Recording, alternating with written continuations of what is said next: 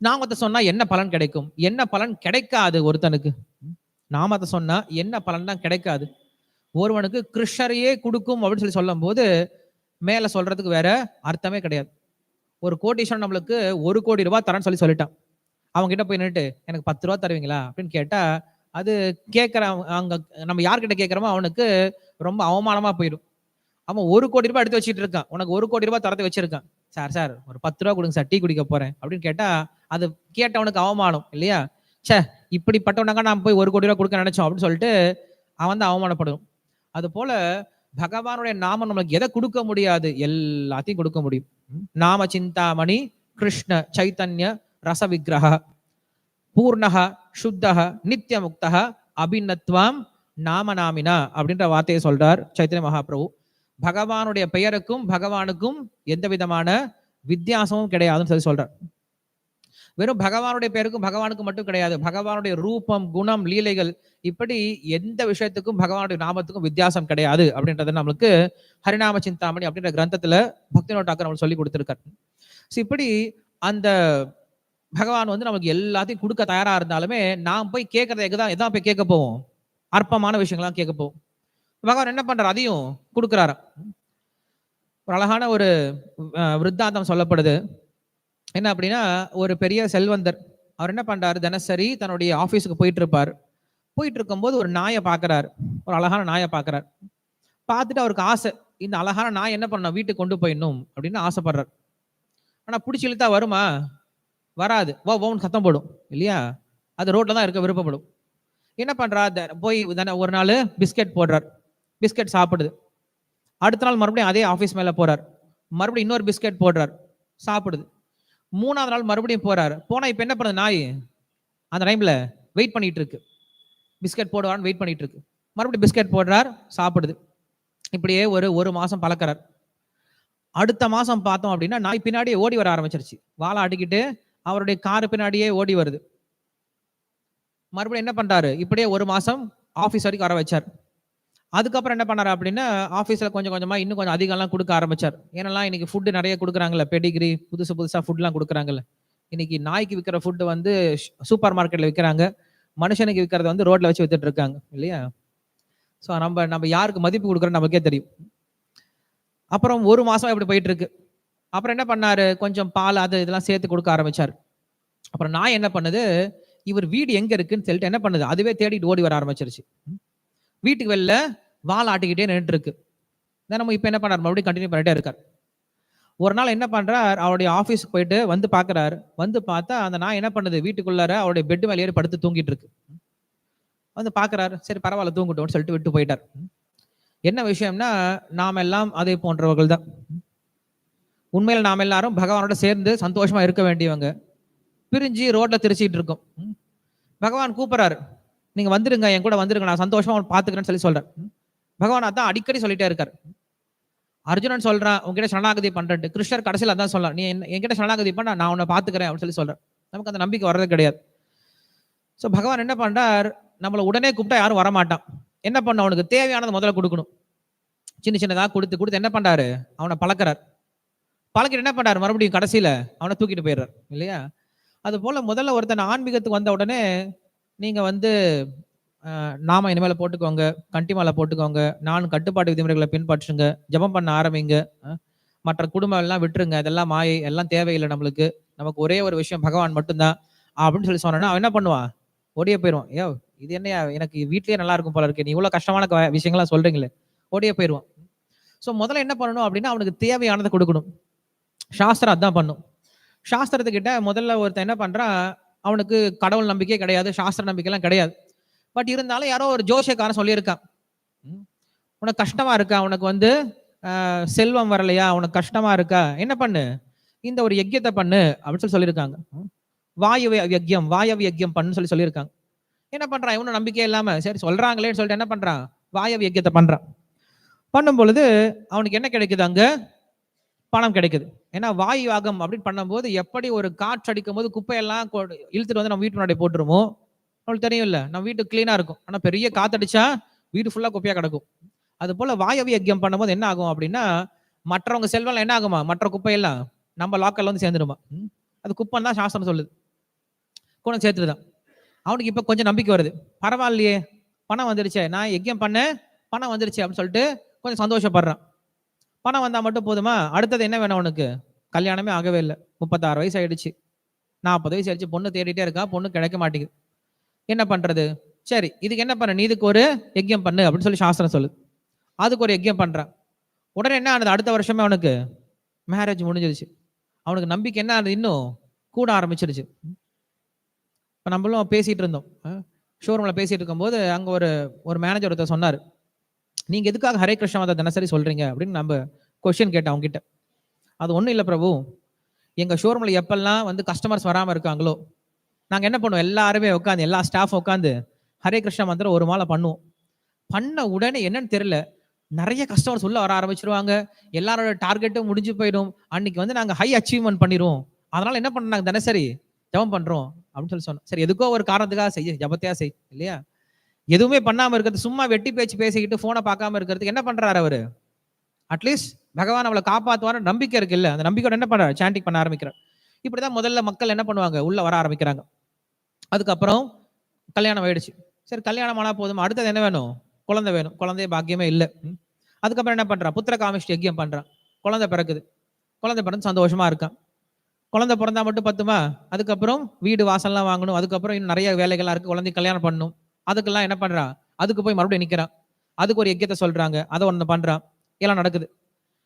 இதெல்லாம் முடிச்ச பின்னாடி அவன் ஜோசியக்காரங்கிட்ட வரான், சாமி நீங்க சொன்னதெல்லாம் செஞ்சேன், எல்லாம் கிடைச்சது, ஒண்ணுதான் கிடைக்கல. என்ன கிடைக்கல? அமைதியே கிடைக்கல. அது எந்த யஜ்யம் பண்ணா கிடைக்கும்? அதுக்கு ஒரு யஜ்யம் இருக்குப்பா. என்னது? பகவான் சொல்றாரு, அமைதிக்கான யஜ்யம் என்ன செய்யணும்? 5வது ஸ்லோகம், 5வது அத்தியாயத்துல, போக்தாரம் யஜ்ய தபசாம் சர்வலோக மகேஸ்வரம் சுகிருதம் சர்வபூதானாம் கியாத்வா மாம் சாந்தி மிருச்சதி.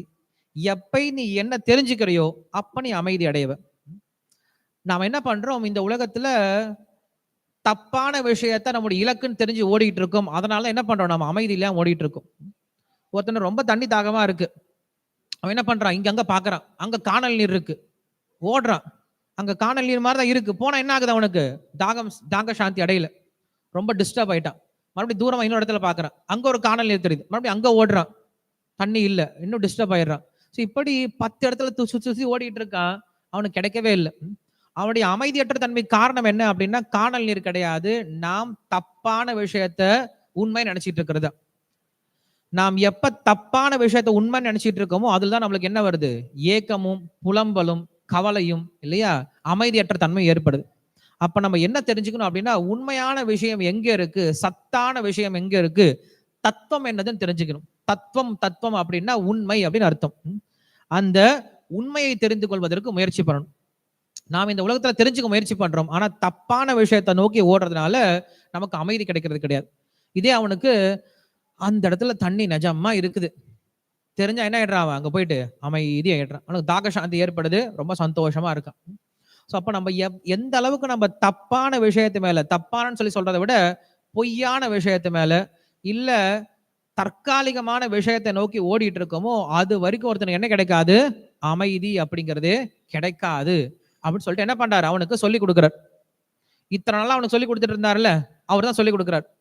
இதுல நீ என்ன பண்ணிட்டு இருந்த, என்ன நினைச்சிட்டு இருந்த, எனக்கு பணம் கிடைச்சா நான் அமைதி ஆயிடுவேன், மனைவி கிடைச்சா அமைதி ஆயிடுவேன், குழந்தை கிடைச்சா அமைதி ஆயிடுவேன், எனக்கு இந்த மாதிரி பேர் புகழ் கிடைச்சா அமைதியா நினைச்சிட்டு இருந்த. இதெல்லாம் பொய்யான விஷயங்கள். இது உனக்கு என்ன கொடுக்காது, அமைதியை கொடுக்க போறது கிடையாது. அப்ப இதுதான் சுவாமி கொடுக்கும் அப்படின்னா, நீ உன்னுடைய சொரூபத்தை முதல்ல புரிஞ்சுக்கும், அதுக்கப்புறம் பகவத் ஸ்வரூபத்தை புரிஞ்சுக்கும். 2 விஷயம்தான். நாம என்ன நினைச்சிட்டு இருக்கோம், இந்த உலகத்தை பத்தியே படிச்சுட்டு இருக்கோம், இந்த உலகத்தை பத்தியே தெரிஞ்சுக்க முயற்சி பண்ணிட்டு இருக்கோம். இதுக்கு மேல 2 தத்துவம் இருக்குன்னு நம்ம மறந்தே போயிட்டோம்.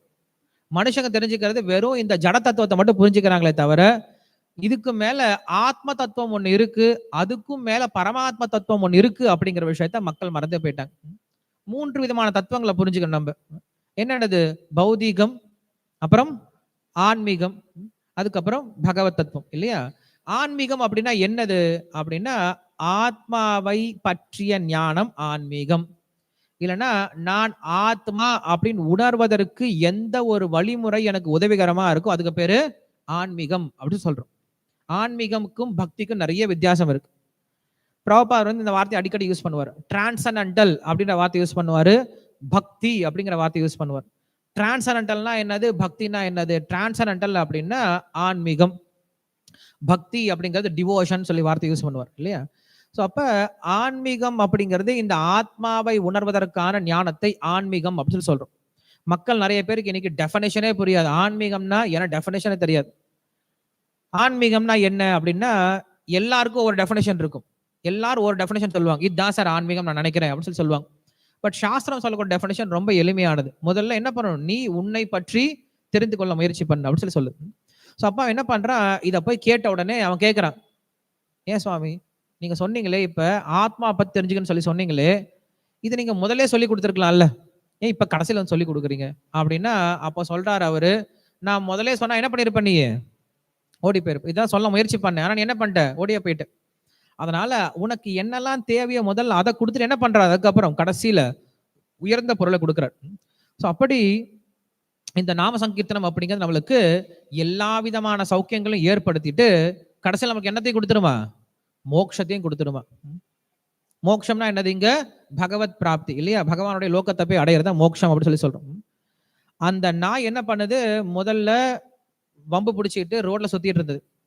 ஆனா அந்த நாய்க்கு தேவையானதை கொஞ்சம் கொஞ்சமா கொடுத்து அதை பழக்கி என்ன பண்ணாரு, அதுக்கப்புறம் நாய் இவர் பின்னாடியே ஓடி வர ஆரம்பிச்சது, நன்றியோட இருக்க ஆரம்பிச்சது, இவரை பத்தி புரிஞ்சிக்க ஆரம்பிச்சது, இவர் தான் அவருடைய எஜமானன் அப்படின்னு புரிய ஆரம்பிச்சது. அப்புறம் என்ன ஆனது அப்படின்னா, இந்த நாய் மற்றவங்க கிட்ட போறது நிறுத்திடுச்சு. மற்றவங்களை யாரையும் பார்த்து வாலாட்டுறதே கிடையாது. இவர் ஒருத்தரை மட்டும் தான் வாலாட்டிட்டே இருக்கு. மற்றவங்க என்ன பண்ணாங்க, சே போ நாயன்னு சொல்லி துரத்தி விட்டாங்க.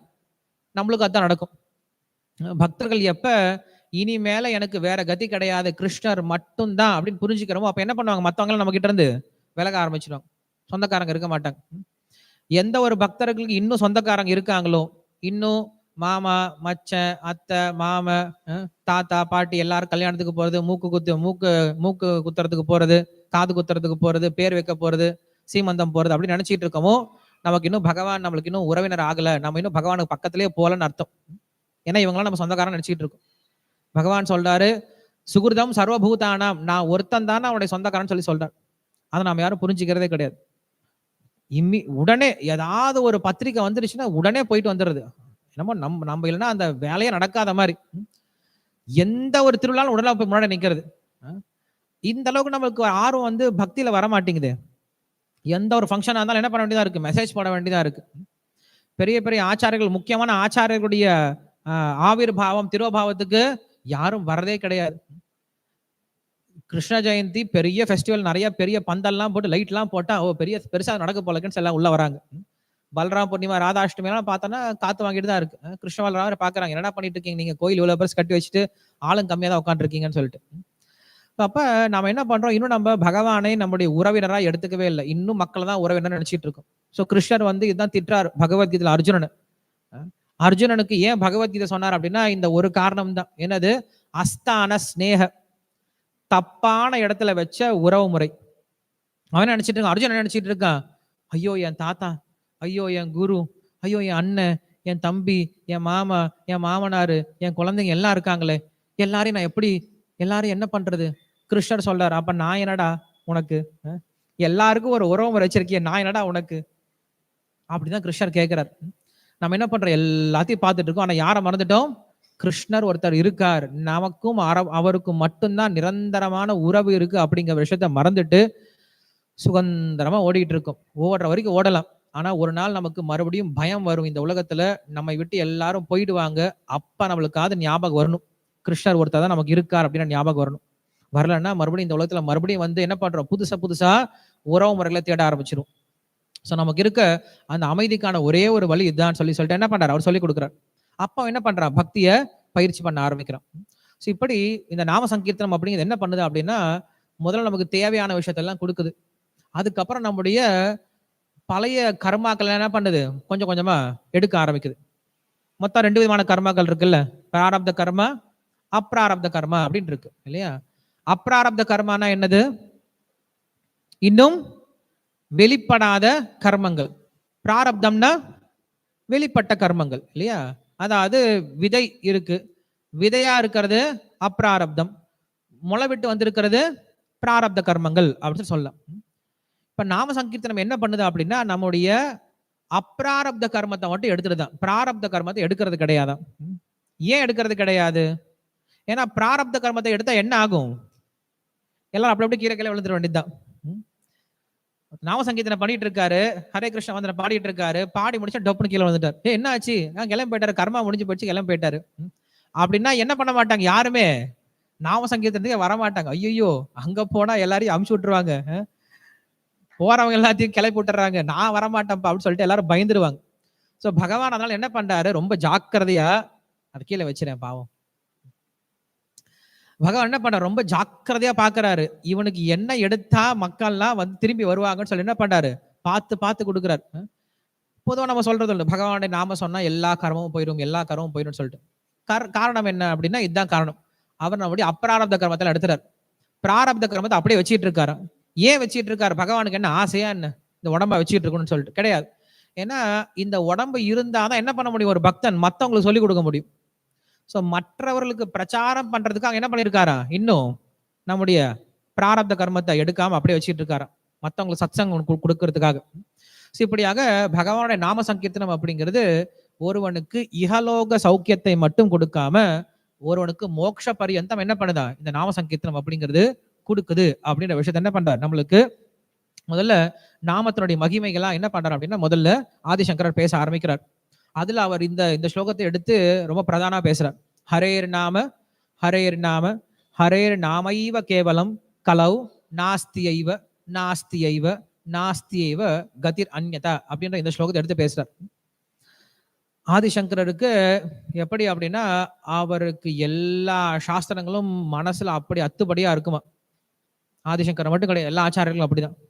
என்ன பண்ணுவார், அவரு ஒரு விஷயத்தை விளக்குறதுக்கு எல்லா சாஸ்திரத்தில் என்ன பண்ணுவார், கொட்டேஷன் எடுத்து கொடுப்பார், கோட்ஸ் எடுத்து கொடுப்பார். ராமானுஜரும் அப்படிதான் இருந்தார். மத்வாச்சாரியர் அதுக்கு மேல சொல்லவே தேவையில்லை.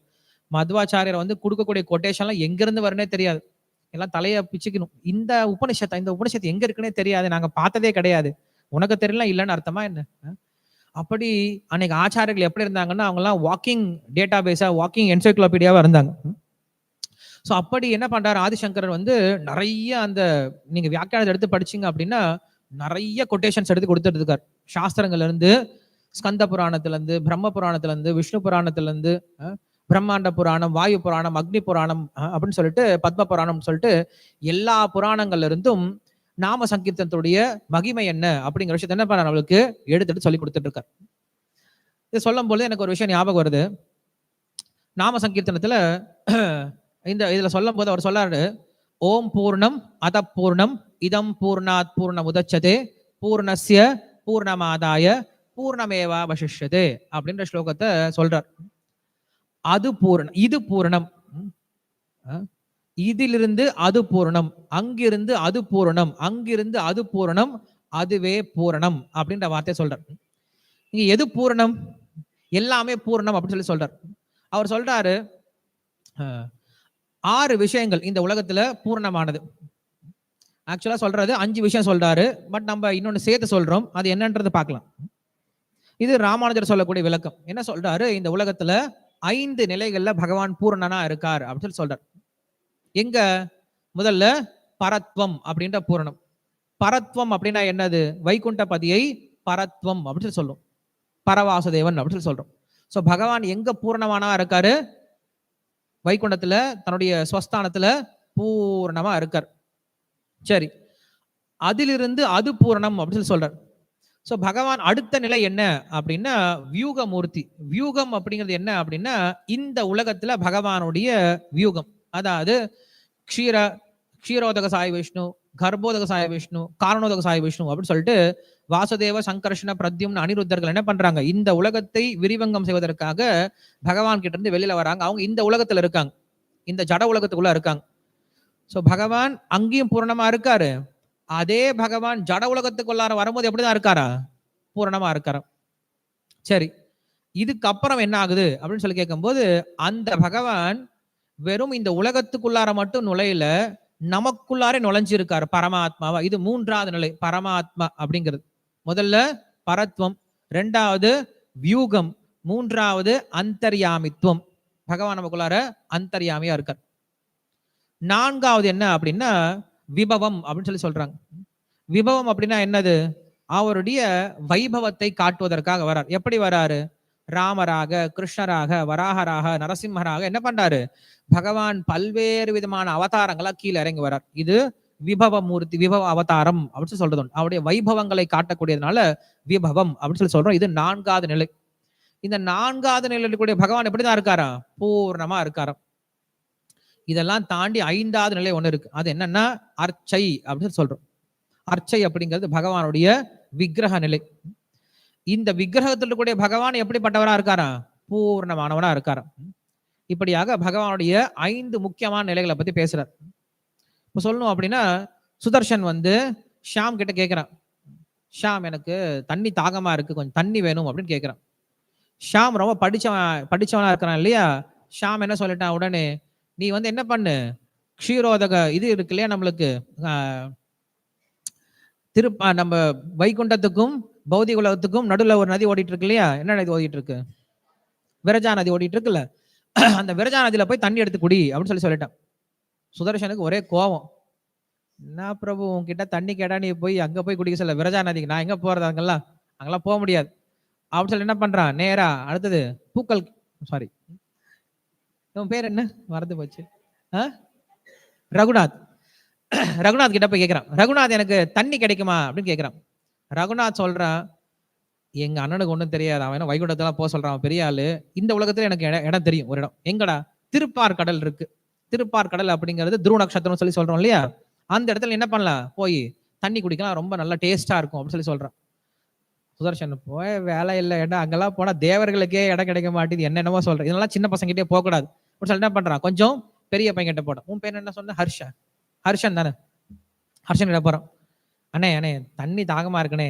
ஒருத்தங்கிட்ட போனா அண்ணன் கிட்ட போனா வைகுண்டம் போன்றான், தம்பி கிட்ட போனா துருவ நட்சத்திரம் போன்றான், இதெல்லாம் வேலைக்கு ஆகாது, எனக்கு இந்த உலகத்துல தண்ணி வேணே, தண்ணி கொடுங்கண்ணே அப்படின்னு கேட்கிறான்.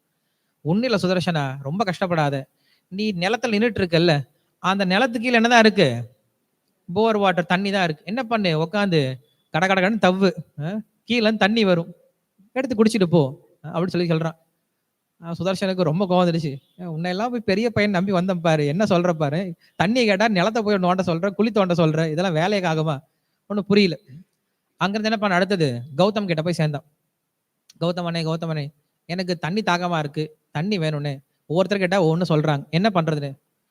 அப்படியாப்பா, உனக்கு கிளீன் வாட்டர் வேணுமா? ஆமாண்ணே ரொம்ப கிளீன். கிறிஸ்டல் வாட்டர் வேணுமா? ஆமா கிறிஸ்டல் வாட்டர் வேணும். பியோர் வாட்டர் வேணும்? ஆமா பியோர் வாட்டர் வேணும்.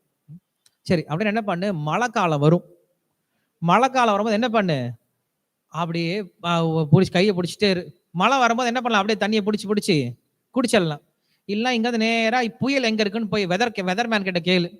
புயல் வந்து இங்க இப்ப வந்து சென்னையில வந்திருக்கு, என்ன பண்ணு, நேரா வண்டி எடுத்துட்டு சென்னைக்கு போ, அங்க போய் என்ன பண்ணு, தண்ணி குடிச்சிட்டு வந்துரு அப்படின்னு சொல்றாரு. நீங்கெல்லாம் போனேன் அப்படின்னு சொல்லிட்டு என்ன பண்றான், அவன் ரொம்ப வெக்ஸ் ஆயிட்டான். அதுக்கப்புறம் கடைசியில் என்ன பண்ணான் அப்படின்னா, பிரபு கிட்ட போய் சேர்றான்.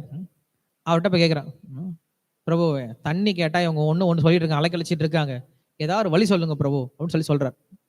பிரபு சொல்றாரு, தண்ணி தானப்பா வேணும், ஒன்றும் கஷ்டப்படாது, நிறைய மழை வந்து நிறைய குளங்களாக ஏரிகளாக குட்டைகளாக என்ன பண்ணிருக்கு, அந்த தண்ணி எல்லாம் மழை தண்ணி நிறைய தேங்கி இருக்கு, அதை போய் குடிச்சிடலாம்ப்பான்னு சொல்றாரு. அது கொஞ்சம் ஈஸியான விஷயம் தான் இல்லையா? என்ன பண்ணலாம், போய் கிணத்துல போய் தண்ணியை சேர்ந்து குடிச்சிடலாம். ஆனா இப்ப அதையும் பிரச்சனை, ஏன்னா கிணறே இல்லை, நதியும் இல்லை, நதியில போனாலும் குளிக்கிற மாதிரியே இல்லை, குளிக்கிற மாதிரி கூட கிடையாது, அப்புறம் எங்க போய் குடிக்கிறது இல்லையா? அதுலயும் குடிக்க முடியாது. அப்ப என்னதான் பண்றது அப்படின்னு சொல்லிட்டு என்ன பண்ணா, அவங்க அப்பா கிட்டே போய் கேட்டேன், என்னப்பா பண்றதுன்னு சொல்லிட்டு. ஏன்னா இது புரியாதல, அந்த பாட்டில் தண்ணி வச்சிருக்க எடுத்து குடுற அப்படின்னு சொல்லி என்ன பண்ண, பாட்டில் தண்ணி எடுத்து குடிச்சாரு, கடகடன்னு குடிச்சிட்டான் இல்லையா? ரொம்ப ஈஸியான மெத்தட். அதே போலதான் ஒருவன் பகவான தரிசனம் பண்ணணும் அப்படின்னா எங்க போய் பார்க்கலாம், ஒண்ணு வைகுண்டத்துல போய் பார்க்கலாம், ரெண்டாவது திருப்பார் கடலை போய் பார்க்கலாம், விபவ அவதாரம் வியூகமா பார்க்கலாம், மூன்றாவது விபவ அவதாரம் மழை காலத்தை போல என்ன பண்ணலாம், அவதாரங்கள் வரும்போது பார்க்கலாம். நம்ம அந்த சமயத்திலையும் கிடையாது, முடியாது.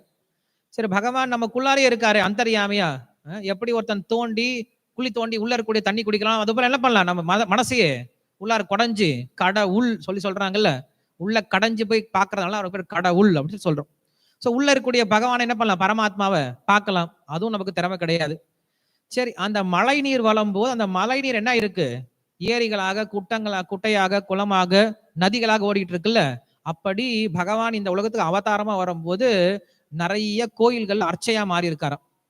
இதெல்லாம் வந்து பகவானுடைய ஒரு சின்ன சின்ன கிணறு போல, மழை நீர் எப்படி தேங்கி கிணறாகுமோ அது போல பகவானுடைய அவதாரங்கள்லாம் தேங்கி என்ன ஆயிருக்கு, ஒவ்வொரு இடத்துலயும் கோயில்களுடைய அர்ச்சா விக்கிரகம் மாறி இருக்கு.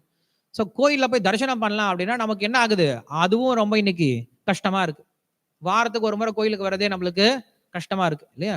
அதனால என்ன பண்றாரு, கடைசி ஆப்ஷன் நமக்கெல்லாம் கலியுக மக்களுக்கு என்னதான், பாட்டில் வாட்டர் தான்.